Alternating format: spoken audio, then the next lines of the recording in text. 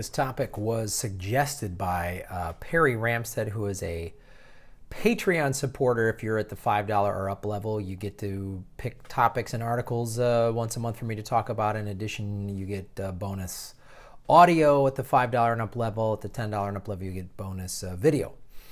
So he wanted to talk about the aftermath of the election in the UK and the basically how Jeremy Corbyn was treated before the election, how he was treated after. And it's very interesting because there are a lot of people,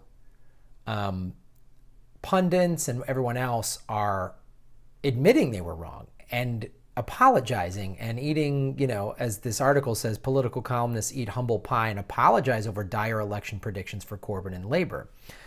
That's his party, the Labour Party. And it's really interesting because the comparison, so Jeremy Corbyn was called, you know, the Bernie Sanders of the UK, and they were both treated, Sanders and Corbyn were treated very similarly by the power elite and by the corporate media.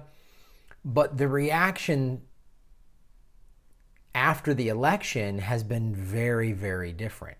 The Democrats, the corporate Democrats and the corporate media are still blaming, they're still blaming Bernie Sanders and the Burn Bros and this horrible shooting at the congressional softball practice. You know, the guy was a Bernie supporter, and they're saying, oh, you know, there's some people trying to blame Bernie for this, like Bernie told the guy to do this or whatever. Bernie never advocated that on any level, shape, or form, not even close. Trump was saying, oh, maybe my Second Amendment friends are going to have something to say about the election if I lose. Trump was sort of hinting at that and was saying all the xenophobic rhetoric, which just goes to show you that the situation in this country, I'm really wondering what's going to happen in terms of how it can fix itself. I put a poll up on the Patreon page: is anything going to change with the gun issue now that we've had this shooting? And a bunch of you said no. And many of you in many places have said, I've seen this posted all over the place as well. If nobody gave a shit about, you know, grade school kids getting gunned down at Sandy Hook, who's going to care about softball? They're not going to do anything. If anything, they'll just do what the gun lobby always does, which is, now you got to buy more guns, buy guns. I mean, the gun lobby, hey, after Trump won, the gun lobby started marketing to people on the left going, better get your guns, liberals, because crazy Trumpers are coming. They just want profit. So I want to go into this article that was from the pressgazette.co.uk, and the link is below, and you can really see the differences. As bad as the UK media can be, the press there, and how tabloid driven they are, they're still able to kind of admit mistakes and see trends, versus the DNC and the corporate media. They don't want to acknowledge, you know, they don't want to acknowledge. Although after Hillary said that she blamed the DNC database, you know, there were people on CNN and MSNBC actually calling her out on that. So even corporate media people were finally kind of seeing through her a little bit, but how they treat Bernie, the most popular politician in America, is still amazing to me. So, so here's sort of a roundup. What this article does is kind of go through quotes of various people, kind of what they said before and after. Some pre-election columns and subsequent mea culpas, they're calling it. Polly Toynbee from The Guardian, April 19, 2017, on Corbyn accepting Theresa May's plan for early general election. Wrong, wrong, and wrong again. Was ever there a more classly, inept politician than Jeremy Corbyn, whose every impulse is to make the wrong call on everything? It's not exactly flamboyant red radicalism that is done for Labour, but his sluggish incompetence at the absolute basics of leadership. How rarely he has had the chance to wield any power, but on Wednesday he had the very real authority to stop certain calamity for his party and call out Theresa May's game-playing chicanery. The mother of all bombs is about to drop on Labour, but what else does he do? That was April 19th. On June 9th, the earthquake shock of the exit poll will be forever where were you memory. Defying all predictions, Theresa May was trounced, and geez, we can was no wishful fantasy. Listen to the sound this morning of the eating of hats, the munch of humble pie from those of us who worried he could never get anywhere near success. Wow. You hear that from the mainstream media?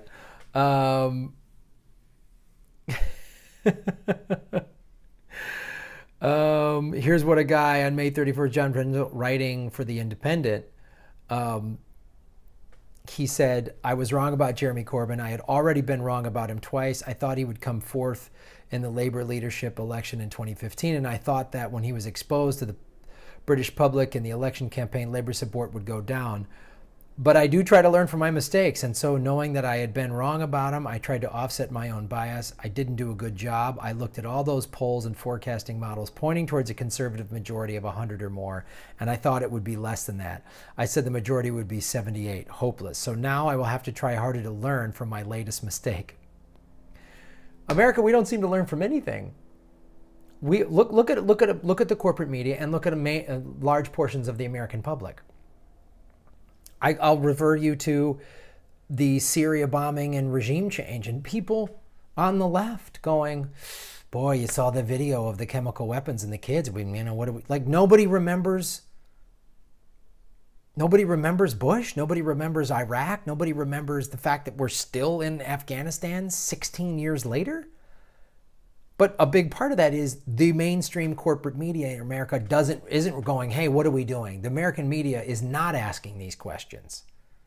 I give the UK media credit for at least saying these things. You know, I made these mistakes. It's like, and if you look at this writing on and on, you know, people on it's just what they said. It's unbelievable.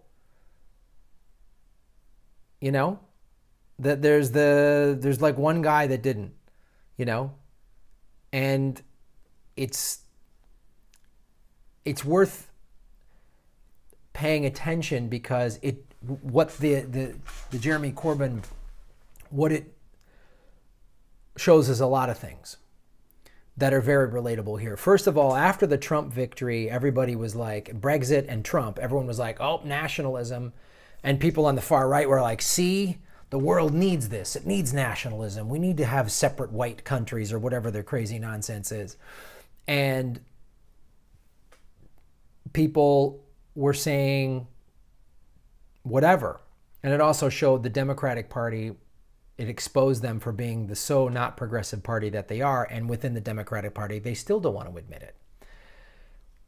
What Corbyn shows and what Sanders' popularity still shows, and when you have people like Nina Turner saying people in Flint and Ohio don't give a shit about Russia, they care about clean water, they care about jobs, they care about losing their health care, and people on the left attack her, it just shows you that the country and the world wants progressive leadership. They want progressive policy. The working person, the 99% of the population that just wants to pay their bills and feed their family, they need and wants health care and a decent education. Everybody wants those things. Everybody wants those things. I was in Afghanistan and they wanted the same thing. When I was in an Afghanistan hospital and a man walked for weeks with his 9-year-old daughter, had like a minor respiratory thing that in our country would be, you know, taken care of like that, but she was going to die in their small, poor village, and he had to come to the military base at Bagram, where he got free health care, and was thanking us. He just was thanking us like any parent would. I want my daughter sick. I want to make sure she's okay. That guy, you could talk him down. I mean, is he a Muslim extremist? I mean, no, I just want my daughter to eat. I can see why a guy would go, well, I guess I have to join the Taliban or ISIS or whatever because I need money.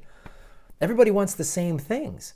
And the power structure, the capitalists, the corporations, they don't give a shit. You know, the greater good is not part of any corporation's mission statement. It's profit, profit, profit, profit. If giving some lip service to the greater good improves our profit and our marketability and our Q rating, then we'll do that. So it really, what Corbyn did shows everybody, more people want real progressive policy, You know, he's talking about the train system. He's talking about the national health care over there. He's talking about all this stuff. What if America did that? What if we said we're going to cut back way back on this war business, and we're going to put, you know, high-speed rail coast to coast. We're going to put Americans to work with that. We're going to create, you know, we're going to rebuild schools and everything and the whole infrastructure, and Americans are going to build that, and Americans are going to have good schools, and Americans are going to realize it's better to buy American-made products. If you came in with a real progressive populist, this is what happens. And they try as they may. The media over there, the corporate media, which is as that video showed that Jimmy Dore had, the media is the watchdogs and guard dogs and oftentimes attack dogs of the power elite. This is what happens when you shake it up and when you come with a real possibility of serious change, of actual policy that can change and make lives better. You had 70% of young people showing up to vote for Jeremy Corbyn. Just like you had all those young people coming out to vote for Sanders, but then they were told it's rigged. The whole system was rigged, and many of them got pissed off and bailed. And some people were like, oh, those crybaby burn bros, they just, like, what do you expect? The whole system's rigged. You're just expecting them to then, oh, hey, you lost. I know it was rigged and it was cheated, but now eat this shit sandwich. But the Hillary shit sandwich is different than the Trump shit sandwich, because Hillary shit sandwich has a piece of lettuce on it. So you get Hep C with some fiber. Thank you, Perry Ramstead, for supporting the show. Thank you for sending me this article. And I'm going to get to many of you who have responded to the email I sent out. Check your spam folder so you can send me these type of articles. And you guys keep supporting the show. I'm going to start setting up some Skype interviews with some journalists and political pundits, because that's something I can do pretty easily to add more content and to the show and break up, instead of me just reading an article and giving my opinions on it. So you guys are awesome. Thank you for supporting the show. The Patreon link is below.